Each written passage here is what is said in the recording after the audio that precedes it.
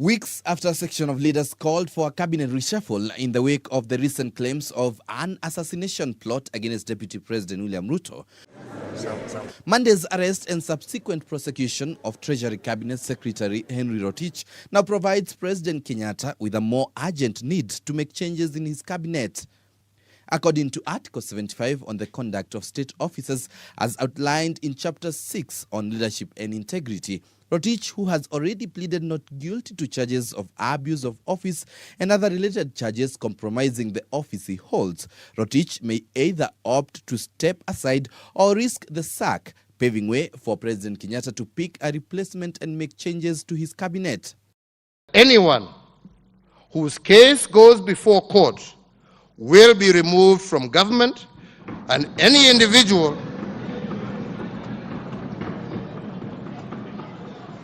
will thereafter have to answer his case before a court of law. Treasury being a critical docket in the operations of government, attention is focused on President Kenyatta's next course of action after the ministry top-ranking officers found themselves on the wrong side of the law over the Aror and Kimwere Dam scandal, in which the government is said to have lost billions of shillings. Being a powerful docket which supervises government revenues and expenditures, speculations are rife on who are likely to be appointed on an interim basis to avoid gaps in operations.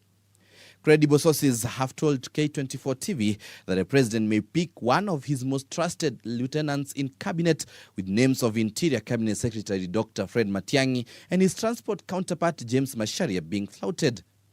To ensure continuity, former Treasury PS, who is now head of public service, Joseph Kinyua, and former long-serving investment secretary, who is now transport PS, Esther Koimet, are also likely to be named to take over Dr. Kamau Thuge's docket as principal secretary.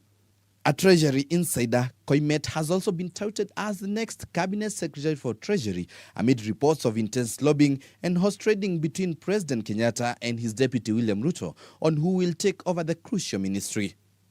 In 2015, President Kenyatta suspended 5 cabinet secretaries implicated in corruption scandals and named 4 others in acting capacity. The 5 included Felix Kosgei of Agriculture, Kazungu Kambi of Labor, Davis Chirchir of Energy, Michael Kamau of Roads, and Charity Ngilu, who was then in charge of the lands docket. The president appointed Adan Mohamed, Rachel Omamo, Henry Rotich and James Macharia to hold brief in acting capacity until substantive cabinet secretaries were named. Retired President Mwai Kibaki also appointed the late John Mishuki to hold brief at Treasury after the then minister, the late David Mwiraria, was named in the Anglo-Leasing scandal. The focus is now on State House. Daniel Kariuki, K24, Evening Edition.